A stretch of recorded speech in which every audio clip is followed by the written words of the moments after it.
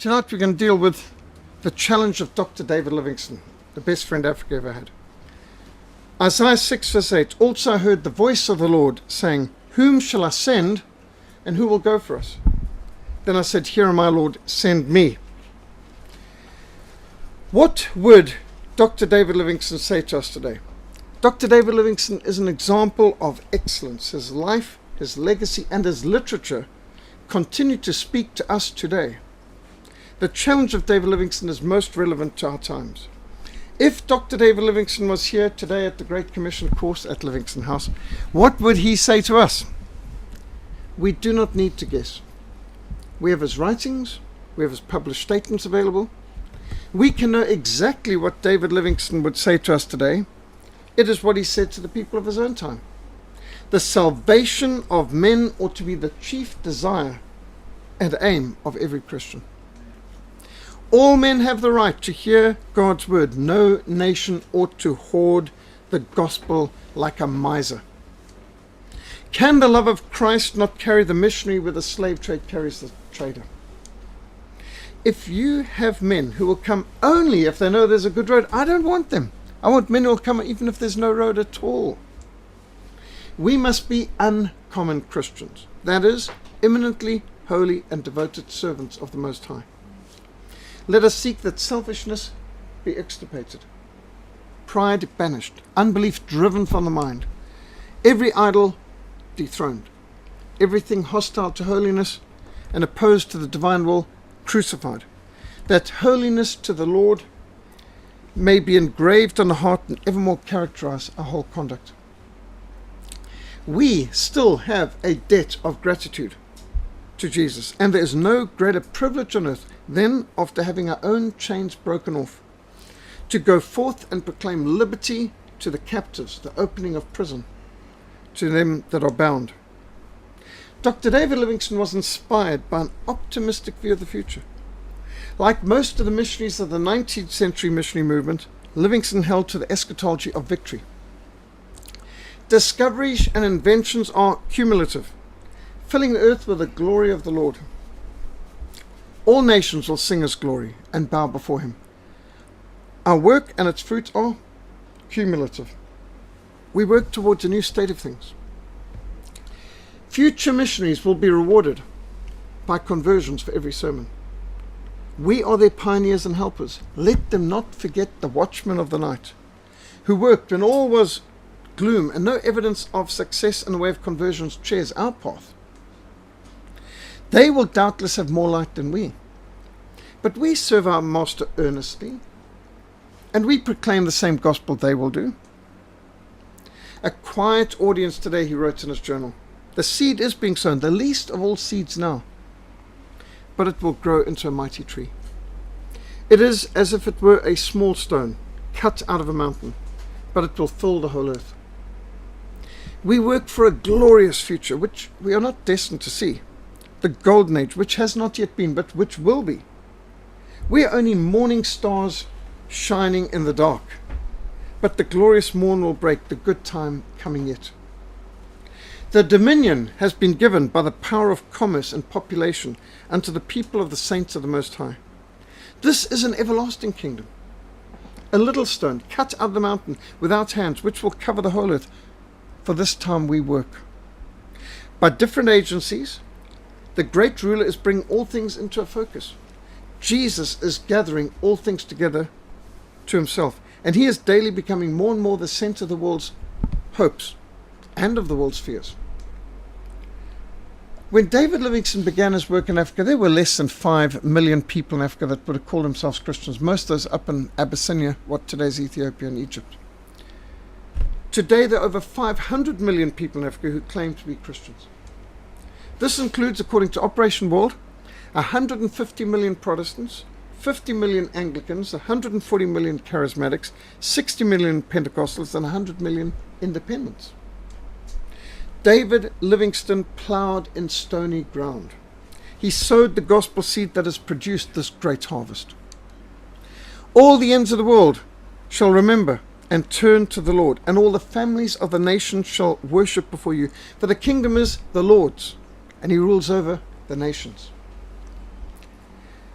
The life and legacy of David Livingstone changed my life. As a new Christian, converted in 1977, I imbibed many of the presuppositions and tendencies of churches in the 70s, just coming out of the hippie Jesus people revolution movement.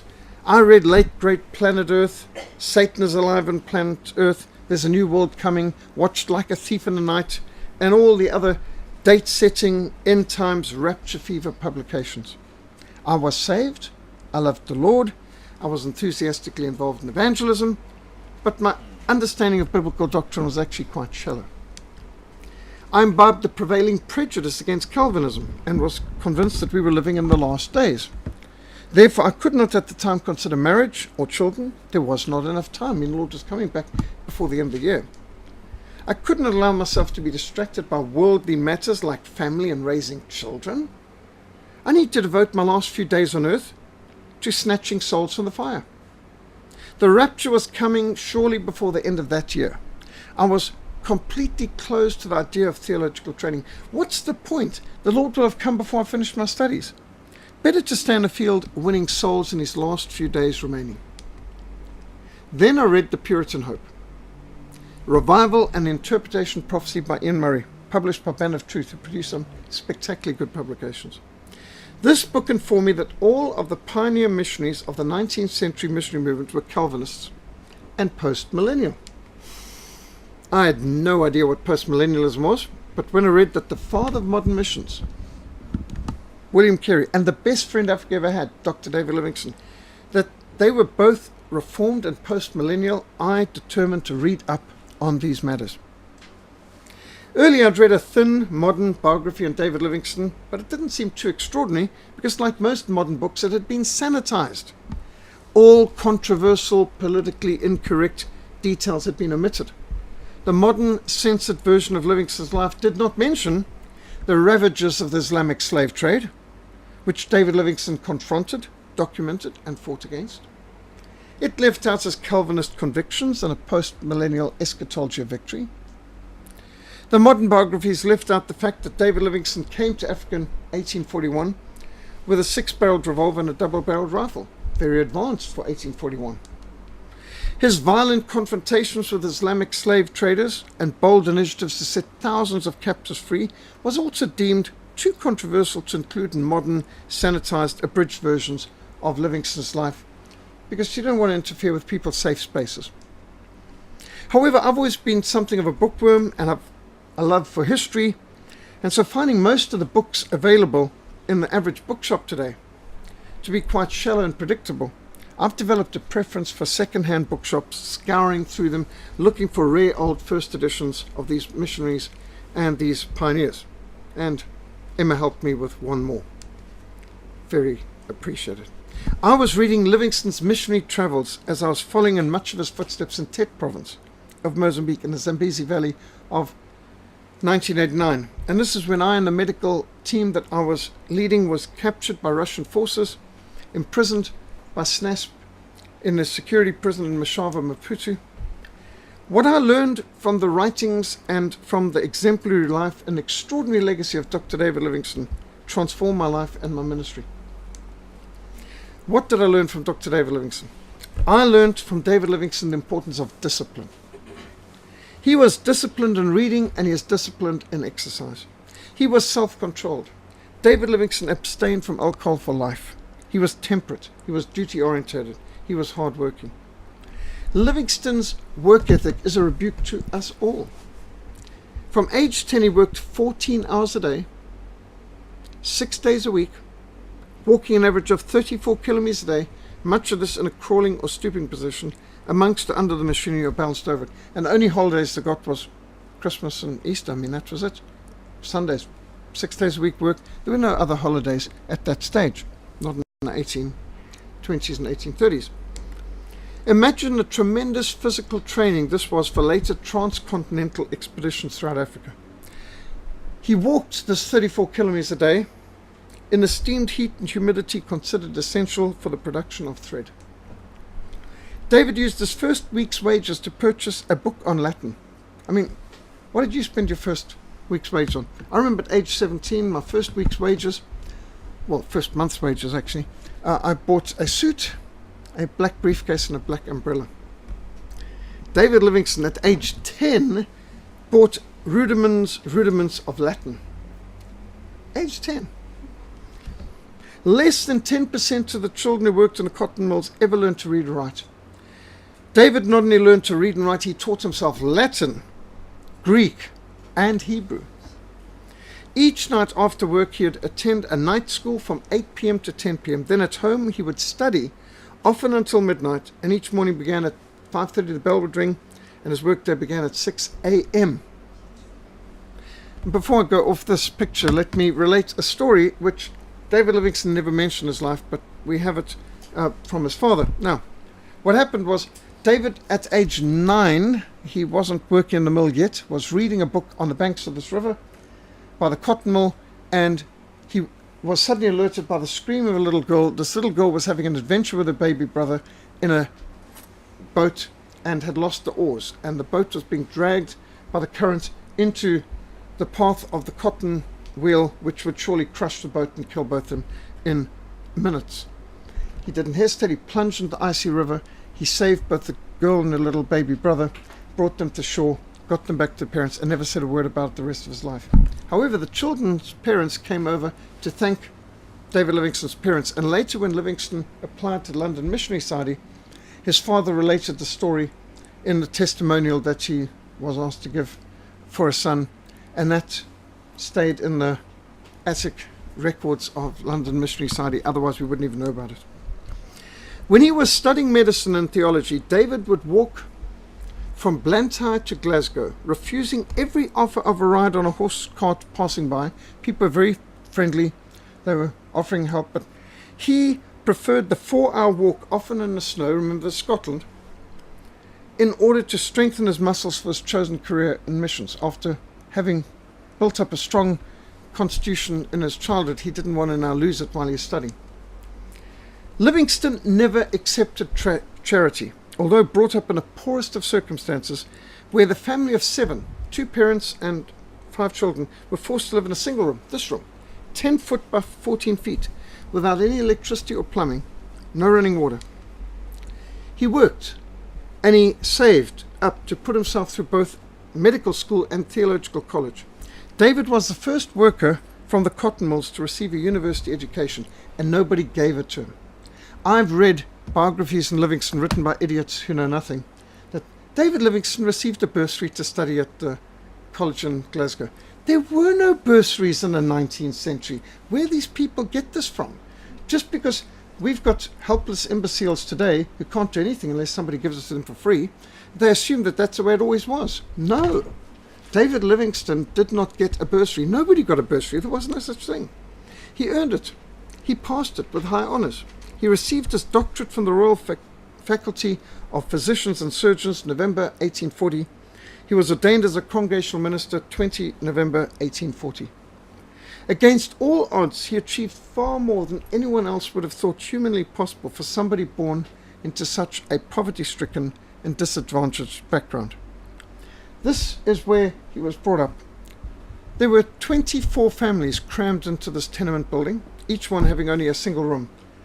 These round sections are where the circular staircase were. His family were at the top floor, on one end, on the 3rd floor. This pump here is the only source of water for those 24 homes. And he and his brother would have gone up and down the staircase many a time, carrying every drop of water they need for washing, cleaning, cooking. He did not wait for someone else to open up Africa. He didn't wait for somebody to invent a 4-wheel drive vehicle. He didn't wait for people to build the roads and the bridges. He drew the first maps of the Zambezi River. He did not have an attitude of entitlement. David Livingstone had a Protestant work ethic. Now, just for amusement, these are some maps of Africa that were out there over the years. Talk about the Dark Continent. Talk about confusion. I mean, this is embarrassing. These are what scientists and geographers drew of the maps of Africa. It's like, do you see where the mountains of the moon are? Like roughly where some of you come from in the Transvaal. And that's why if you go to the Kruger National Park today, they will tell you this is the Nile crocodile. Has this crocodile got anything to do with the Nile? No, of course not. It's that they assumed that the Limpopo and so on were the part of the Nile River. The guys knew so little about Africa, they assumed that the crocodiles we had in South Africa came from the Nile, in other words, from Egypt. And that's what their maps were telling you, even in the 16th century. The Nile goes all the way down to us, basically. And really bad, seriously bad. In the days of David Livingstone, when he came in 1840, this was the map of Africa. Big open spaces, which geographers and scientists at the time assumed was one big desert. They all assumed the hinterland of Africa was a massive desert. David Livingstone filled in the maps and showed, no. The hinterland of Africa is full of lakes and rivers and plateaus and mountains and far more complex than anyone around the world had ever imagined. And this is his map of his Trans-Africa journey of 1853 to 1856. This, you can see a copy of it, which was in the first edition of his missionary travels, and it's hanging up in our Christian Liberty Books shop next door. He drew this from the ground, without drones, without GPS systems, with very simple compass, sextant, observing the stars, boiling the water in the, I should say, having his thermometer in the water as it boiled to work out the exact temperature the water boiled at, to work out the altitude. And at one point, David Livingstone was traveling down the Zambezi River, and he noticed this phenomenal cloud of mist and spray in distance. What is that? Local people said, Musi Oyatanya, the smoke that thunders. What makes the smoke thunder? Spirits. Holy, evil spirits. Well, David Livingstone borrowed a canoe and bravely went towards. He realized there must be some kind of waterfall or rapids here. Must be unbelievably big, because he'd never seen anything that big before. And he bravely went to Livingstone Island, which is beached his canoe on it. It's called Livingstone Island to this day. And he crawled to the edge and looked out and gazed upon a sight which said angels at creation must have gazed at such spectacles and sight. Now these two men standing there with their arrows, that's total imagination. There was no such people there. It's just, again, ignorant artists and authors putting that sort of thing in. David Livingstone had nobody volunteering to come with him to this. And I've heard people say, oh, that's rubbish. David Livingstone couldn't have discovered Victoria Falls. Everybody knew Victoria Falls. And, well, maybe not. Because nobody knew what was there. David Livingstone was the first one to name it, identify it, make it known to the world, and measure it. And this is his map. Notice, 150 paces, 400 feet deep. Victoria Falls 1,860 yards wide and 310 feet deep. This is from his journal, the actual first sketching. 150 paces here and so on. Now, you know, we measure it today. We can't improve in the measurements. He's dead right. It is 1,860 yards wide. It is 310 feet deep. He let a weighted ball, lead weight on string, measured it out to the bottom, measured it out 310 feet. How he worked out the measurements of this, extraordinary. He did better than that. These are sketches from his first edition, Livingstone's Travels, which you will never get in these modern books. But there is no elevation from which you could get this view. He positioned himself to give the people an understanding of the deep ravines and so on. He put himself in a position that without helicopters and drones we couldn't do today. Well, we could do it today with those things, but he did that before us. And he's accurate. That is what Victoria Falls is. And he's got it right. This is also from his first edition of Missionary Travels. And this, on the ground, he worked this out. He didn't have a drone. He didn't have a GPS. Did he draw all of these? Yes, these are sketches.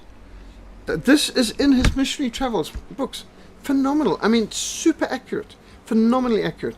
Now, on his second missionary journey, he took with him Thomas Baines, whose artwork you see, original artwork you saw in the castle when he visited on Saturday last week. So this is interesting because notice the huge herds of buffalo, even when Thomas Baines went there, which was many years later.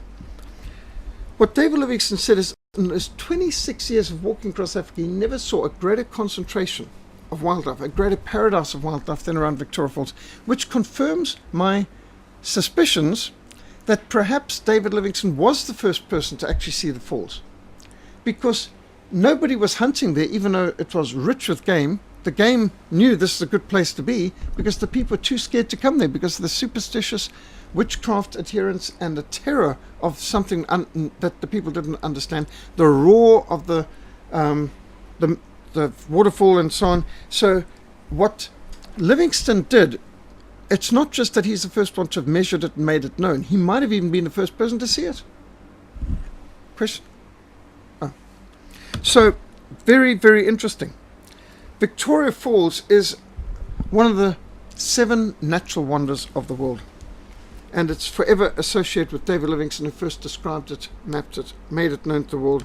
And what an incredible, phenomenal, millions of litres of water pouring over there every few minutes in the rainy season.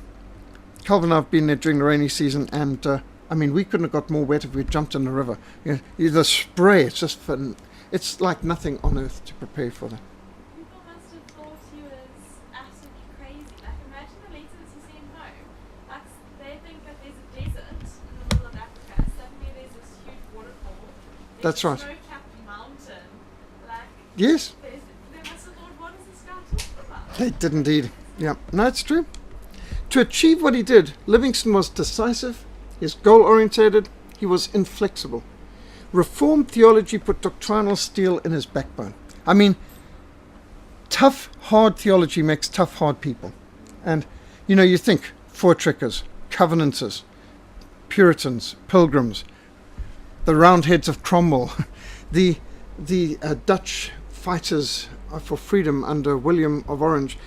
This is the thing, soft theology makes soft, weak people. Hard theology makes tough people. And David Livingstone was a man of integrity. He is a man of his word. He meant what he said, and he said what he meant. He walked many thousands of miles across difficult and dangerous terrain to return his porters to the village. Now, on his first missionary journey, it took him about 2 years to walk from Cape Town up through Botswana, what today is Zimbabwe and Zambia, across all of Angola to the port of Luanda, which is the capital of Angola, Portuguese West Africa at the time. Now, when he got there, the English ship, the Forerunner, was waiting. It could take him home. He is already famous. There was people just extraordinarily amazed at what he had achieved. And he could have gone on the boat and he could have been home in a few weeks. But he was concerned that his porters get safely back to the village. And they didn't know the direction finding, stars and all the things that he had studied. And so he knew and also he's concerned that he had to protect them from all the many different tribes that could enslave them. Even the Portuguese, who were the only country in Europe still doing the slave trade in the 1850s, because all the other countries in Europe had abandoned the slave trade back in 1815 at the Treaty of the Council of Vienna after the Battle of Waterloo and the end of the French Napoleonic Wars. But Portugal still did slavery. And so David Livingstone took another 2 years to walk his porters back to their villages, and then to walk all the way across to Mozambique and to the mouth of the Zambezi River, followed Zambezi all the way into the Indian Ocean, because he was too honourable to have his men find their own way back home. Now, how's that for being a man of your word? David Livingstone understood the power of prayer. He had Holy Spirit fire in his heart, soul and mind. He prayed and he sang the Psalms daily. He had a great love for God's creation, for nature and for wildlife, and his books are filled with intricate sketches and fascinating details of animals and vegetation previously unknown to the wide Western world. For example, the eland, the largest antelope or buck in the world. They weigh like a ton. The hippopotamus, which most people knew virtually nothing about. Here, the water bucks, and the baobab tree, which you could make a lot of things from, including rope and sandals. The different implements people used, both for farming, and the different types of body piercing, tattoos, bangles around the ankles, and different tattooing and body piercing that they'd use in the faces, the different types of hairstyles and beards, and the musical instruments people played, like here in Angola. And like, would you say this is part of the marimba type of class? And then the different rituals people observed, like the dances of the new moon, and how the Bushmen collected water in ostrich eggs that were empty and was used tufts of grass to fill the hole at the top. You see how they're putting the tufts of grass in there, and they're keeping them in nets, and then they bury them in the sand so that when they're crossing someplace that they've got water available. He observed everything. His details in his books on flora and fauna and God's creation. And imagine walking across in Africa before the big game hunters and the roads and the railways, and just seeing these massive herds and these phenomenal amounts of animals and the migrations. And what David Livingstone saw and what he described and what he sketched is just absolutely phenomenal. And yes, some of the animals are pretty dangerous, some are fascinating, and some very silent. You may not see the leopard, but the leopard will see you.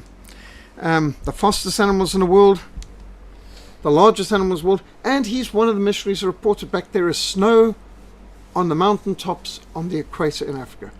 And this made so many people in Africa, just like in Europe, say, these missionaries are all liars. I mean, obviously there can't be snow in Africa. How on earth could there be snow at the equator? Are they out of their minds? Everyone knows this is impossible, and the scientists dismissed them as fakes and frauds and hoaxes, like fake news. Until the invention of photography, the people in Europe did not believe that there was snow at the equator. In fact, there's one poor German missionary who came to Kenya and Tanzania who basically lost all his support when he reported on seeing snow at the equator, because people discounted him. Well, he's obviously a liar. I mean, there's no way it's possible. So we know it's not true, therefore he must be lying, right? But no, they were actually telling the truth. There is snow at the equator, even in summer. It's 5,890 meters high. And yes, there's always snow at the equator. Even in Congo, in Mountains of the moon. let's say eastern parts, there is snow. It's very far in the mountain. It's only cold. There is no other. So you can even see snow in the Congo. There is, but it's very far from. Yes. Yeah. Like that. I mean, Congo, we think of the hottest place on earth, and yet even there you can get snow. Yeah, there is snow there. I don't know if you've heard of Now, you Channel, mountain channel. you can say that to many people and they won't believe you. Because most people say, but there can't be snow in the Congo. There is. But no, I believe you, but I'm just saying, many will not. Many will not.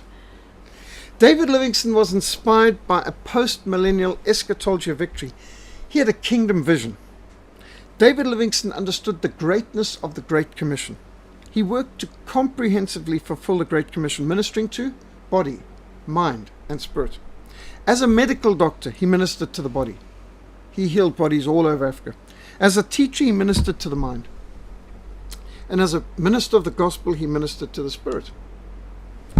Wherever he went, he used his medical knowledge and training, and his breadth of reading and learning, and his deep faith and knowledge of the Holy Scriptures to enrich and empower the people of Africa. And let me mention something else here that most people may not be aware of. Do you know that David Livingstone, as far as I can tell, didn't seem to use an interpreter? He seems to have acquired the languages. He preached in Tswana. He preached in Chichewa. He preached in Bemba. He preached in Swahili. How did he acquire all these languages? Well, he's very observant. He must have had a gift for this, because he'd go to a village and he'd have his notebook and he'd be observing and he'd be listening, and he might ask questions and maybe using the language of the previous tribe, and and to the point where he'd have the conference stand up and he would preach the gospel in their language. I mean, that is just phenomenal. I don't know anyone who can do that. It's, we have all kind, we can get dictionaries and language course apparatus that'll help us, and people who can train us, and we struggle. I mean, Hebrew and Greek and Latin have been some of the hardest subjects I've had to study. I mean, I don't have a gift of languages. I struggled with them. But David Livingstone, William Carey seem to have just had this gift of tongues. I mean, extraordinary. They would master multiple languages. William Carey translated the whole Bible into 6 languages, New Testaments and Gospels into another 29. That's 35 languages, aside from English, that William Carey mastered enough to translate the scriptures into. That's just incredible. Do you know anyone on the planet who could say they've mastered 35 languages? enough to translate the scriptures into it. This is the flyleaf, if I can use that word, for the missionary travels and researchers in South Africa. Now, of course, in those days, there wasn't a country called South Africa. South Africa just meant like the south of Africa, like there's South America. And so don't get confused. He's talking about going all the way to Angola, Mozambique, and so on and there. But still, at that stage, that was all called South Africa. And why does he have a tsetse fly here? He said the tsetse fly is the biggest hindrance to travel in Africa because it'll kill horses. And therefore, if you see any pictures of David Livingstone riding a horse in the hinterland of Africa, you know it's total rubbish. I mean, it's complete imagination. No horse could survive up in these territories because of the tsetse fly. When I was doing my bushcraft training, I mean, one of the great things about being brought up in Rhodesia is every year you'd have bushcraft training. You'd go for a week of survival in the bush in a game reserve with a game ranger training you in tracking, anti-tracking, survival, and so on. And I remember one of our people getting stung by a tsetse fly, not fun. And it was many years before I got stung by a tsetse fly and understood what pain that can cause. It came straight through my jeans, into my knee, and it didn't matter how much cortisone cream I put on multiple times a day, it stung like anything. It was unbelievable. And the game ranger said, praise God for the tsetse fly. Without the tsetse fly, we wouldn't have game reserves. All the game reserves, Wankie, Kruger Park, Tosha, they're all places where tsetse flies reign, and therefore stock farmers can't farm. You can't have cattle there, you can't have horses. It's useless for most farmers. Therefore, that's the area that we get as the game reserve. So he says, praise God for the tsetse fly. They are who God has used to protect whole areas so that you can have game reserves. The mosquito. David Livingstone is the first person that we can tell who identified mosquitoes as the cause of malaria. The name malaria, if you know your Latin, mal, bad, area, air, malaria, bad air. What causes malaria? Bad air, swamp fever. It's because the roof is too low. You must have high roofs. And so I was brought up in colonial Rhodesia where all the roofs are very high, would, double your height, would be even your bedrooms. All roofs are high because just to allow the bad air to rise. And so the whole medical scientific fraternity was convinced and in consensus that swamp fever is what causes malaria, and therefore malaria, the best treatment is high air, high ceilings and open windows and these louvered things and so on. David Livingstone's the first person. He was 20-something years ahead of the medical fraternity saying actually mosquitoes cause malaria. And they're like, what do you think? An insect cause malaria? Seriously? I mean, how does he get this nonsense from? And then Livingstone went further. He says, and it's not just mosquitoes that cause malaria, it's the female mosquitoes, and it's the pregnant female mosquitoes, and they only lay their eggs between about midnight and 5 in the morning. So if you're under your mosquito net roughly from 11 at night to 6 in the morning, you won't get malaria. You might get bitten by a mosquito, but you won't get malaria. And for a couple of decades, the scientists were thinking, he's gone bossies. He's just doesn't understand. But David Livingstone was spot on. He is dead right. Now we know he is right. Only the female pregnant mosquitoes cause malaria in the midnight hours. Now look at this. I remember these being brought up in Rhodesia. Livingstone's rouser.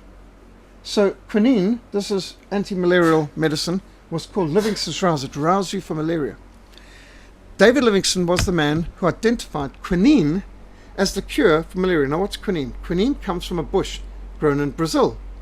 When David Livingstone came out from Britain, they would often follow the trade winds close to South America and then swoop down with trade winds across South Atlantic to get into Cape Town. But in a storm, their foremast was split and they had to put into Rio de Janeiro in order to get in the forest a nice new foremast that they could fashion. While they were doing this, he was doing evangelism in the waterfront and almost got beat up by a bunch of drunken sailors and ministered in a hospital. But he also, as he loved to do, went into the forest and he explored and he took cuttings of different branches and trees and catalogued and different stones and observed all kinds of natural phenomena.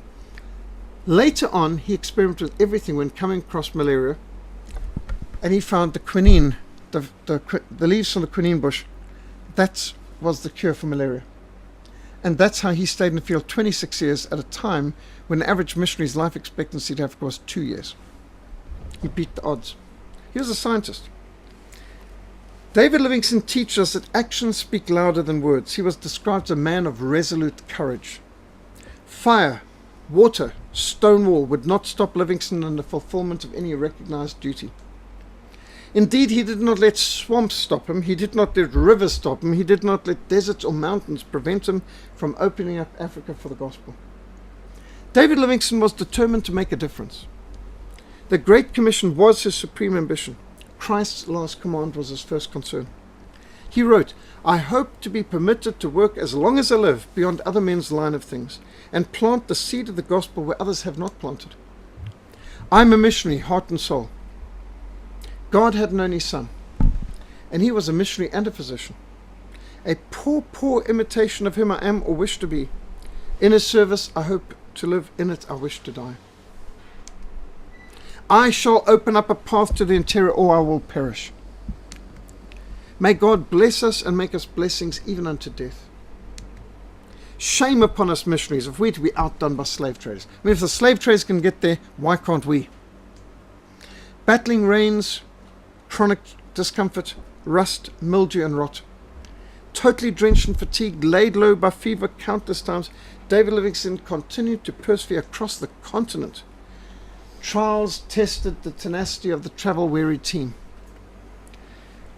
Often Livingstone endured excessive and unnecessary suffering and deprivation, hacking his way through dense jungle on foot because the lack of funds prevented him from the luxury of a canoe.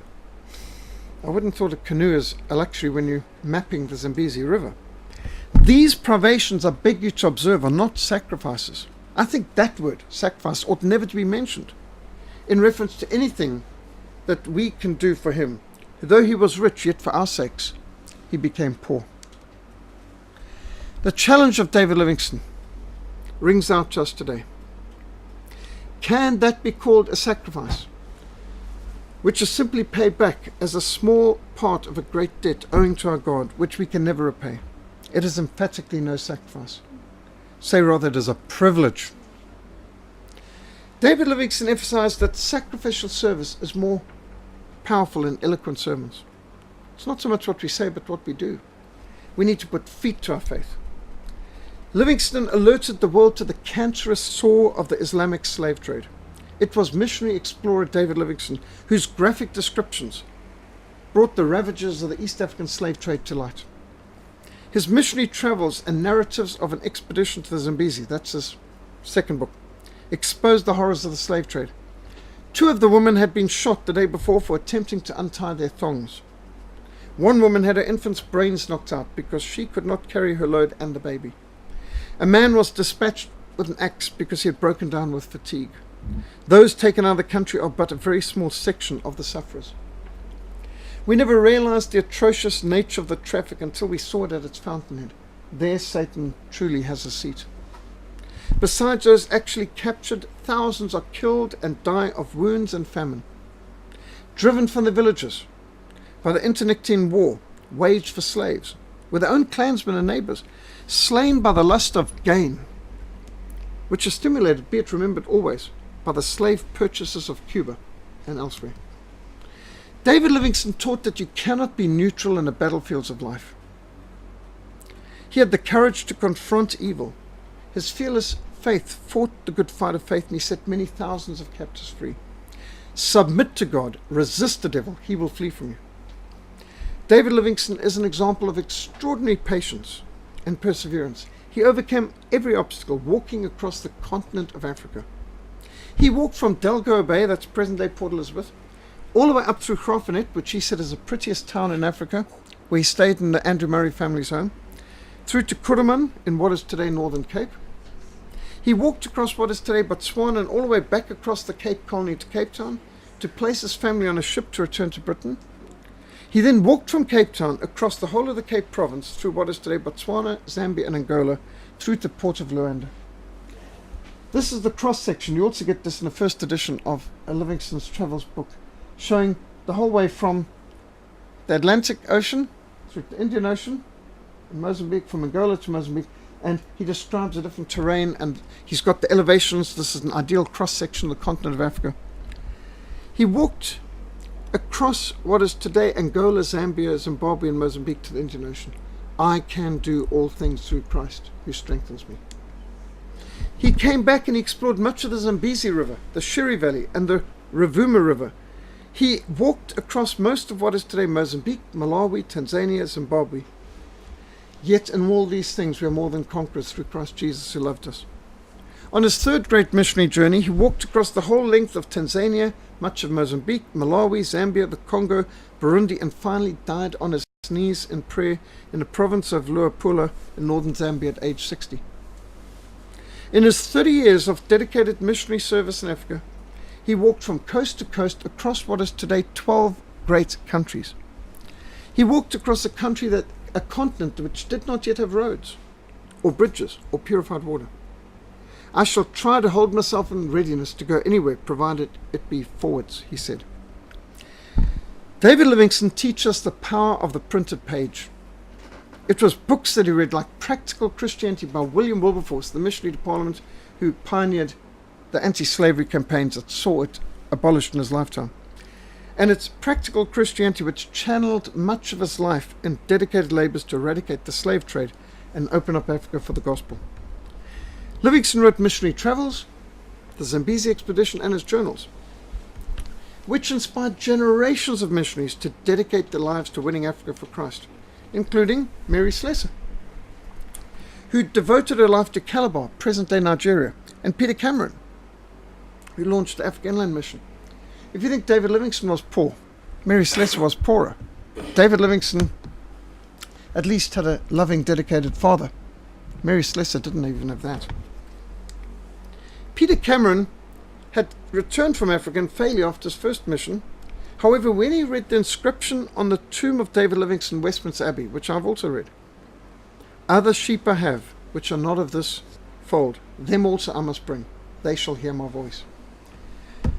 Cameron felt rebuked, inspired, and resolved to return to Africa, and then he succeeded in launching the biggest mission in East Africa, Africa Inland Mission. Today in Kenya, Africa Inland Church is like the main church in the country. David Livingstone knew the power of the printed page. He knew the power of public speaking tours. He focused on the universities as strategic for mobilizing reformers and missionaries to fulfill the Great Commission. David Livingstone saw rivers which others saw as obstacles. He saw them as God's highway to reach Africa for Christ. All communities need access to water.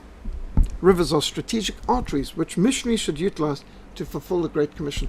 And that's inspired one of our missionary initiatives of the Congo River Mission, to try and reach the 18 million people in the Congo River and Delta tributaries, many of whom cannot be reached any other way than by rivers. We've got a naval captain working on that. He's already been up and down the Congo River and is working on developing that mission. David Livingstone believed in leadership training. His vision was to establish Bible colleges for Africans to be trained as evangelists, teachers, and missionaries to disciple the nations. He was overruled by his mission society, who didn't believe the time was right, and that frustrated him, but it freed him to explore Africa and deal a death blow to Islamic slavery. The life and legacy of David Livingstone has taught me the importance of discipline, exercise, reading, a Christian work ethic, temperance, self-control, self-denial, and to be duty-orientated. His Reformed theology has put doctrinal steel in my backbone. When I started out, I was an antinomian, Arminian, premill, pre-trib, dispensational, rapture fever character who'd call himself a New Testament Christian, who on my first missions to Mozambique only took New Testaments because I didn't want to confuse them with the whole Bible. I mean, how bad is that? But become a Bible Christian, the whole Bible, not just the New Testament. That was what his kind of Reformed theology rebuked in me. He has taught me the importance of being a man of my word, a person of integrity, and most importantly, a man of God's word. The post-millennial eschatology of victory of David Livingstone has inspired me while not working at uncertainty. The Lord who gave us the Great Commission will ensure that it's fulfilled. God has not destined us to defeat. He hasn't predestined His church to defeat. This isn't the culmination of the church age. The bride of Christ is not ready for Christ's return. The church is in a shameful state. We cannot expect the Lord to return until we fulfill the Great Commission. There's a lot of work still to do. His promises and his power are fully sufficient to empower his church to fulfill his Great Commission, making disciples of all nations, including Saudi Arabia and Libya, teaching obedience to all things that he has commanded. David Livingstone's comprehensive vision of fulfilling the Great Commission, ministering to body, mind, and spirit, has raised the standard of missionary service for all of us. It's a rebuke to religious tourism. Actions speak louder than words. Sacrificial service is more powerful than eloquent sermons. We must put feet to our faith. We must recognize we're in a world war of worldviews. And let me tell you something about this picture. You know where David Livingstone's first mission station was? Kuruman, which I've been to up in Northern Cape. Not too far from Kimberley. He knew geology, he studied everything like that, and he found diamonds, lots of diamonds, big diamonds. He threw them in a bush and never said a word to anyone. Now, you know that later on in his life, the journalist of the century, Henry Morton Stanley, made the scoop of the century by finding David Livingstone, who was hidden somewhere in Africa, looking for the source of the Nile, and nobody knew where he was. And Stanley found him, and as the only two white men all of Equatorial Africa from the Zambezi to the Nile met, Stanley walked deliberately towards him and said, "Dr. Livingstone, I presume." And Livingstone replied, "Yes." And he lifted his cap slightly, they shook hands, and Stanley said, "I thank God, Doctor, I've been permitted to see you." Livingstone replied, "I feel thankful that I'm here to welcome you." Stanley offered Livingstone a whole pile of letters from his family and friends at home, expecting him to read them immediately. But he put them to one side and said, "I've waited years for letters. I've been taught patience. I can afford to wait a few miles. Now tell me what's going on in the outside world." Well, he's asked the right person. He's asked a journalist. Stanley gave him an update on the opening of the Suez Canal. You could now travel from the Mediterranean into the Indian Ocean through the Suez Canal. General Grant's now President of the United States of America. The Pacific Railroad across the continent of America has been completed. Prussia, which today is known as Germany, defeated Denmark and France in war. France meant to be the superpower. The first transatlantic cable has been laid, permitting immediate communication across the Atlantic from North America to Europe. And diamonds have been discovered in South Africa. And Livingstone nods and he says, "I wondered how long it would take them." "What do you mean?" Well, he explains. "Well, why didn't you sell them?" "No, I couldn't do that," said David Livingstone. "We were still trying to evangelize the Tswana. If diamonds had been discovered and all the miners had come in, they would have been destroyed by vice before we'd even been able to lay foundations for the gospel to make progress in lives." "Well, why didn't you take the diamonds back to Scotland and sell them there?" "I couldn't do that. They knew where I worked. They would have torn the area apart to find them. These are the most valuable diamonds the world has ever seen." I could not, after having found the pearl of great price, waste my life on diamonds. Now how's that for keeping goal-orientated, doelgerig, focused, not allowing himself to be distracted? I mean, that's just like amazing. What else did I learn from David Livingstone? Islam is a threat to faith and freedom. You cannot be neutral in the battlefields of life. Confront evil. Fight the good fight of faith. Be bold, be brave, be courageous, be patient, and steadfast and persevere. Overcome every obstacle. Go forward in the faith. Never forget the power of the printed page. Invest in books. Invest in your mind. Most people spend more money on their feet than they do on their mind. I mean, think of how much money the average person spends on shoes versus how much money the average person spends on books. Gym for the mind. Invest in books. Invest in your mind. Read. Teach your people to love reading. Readers make leaders. A reading Christian is a growing Christian. And you'll get quite a few books when you finish on Wednesday from us. Do not forget the schools, the colleges, the universities. They are strategic. We must disciple the next generation to be faithful to the Word of God and effective in God's service.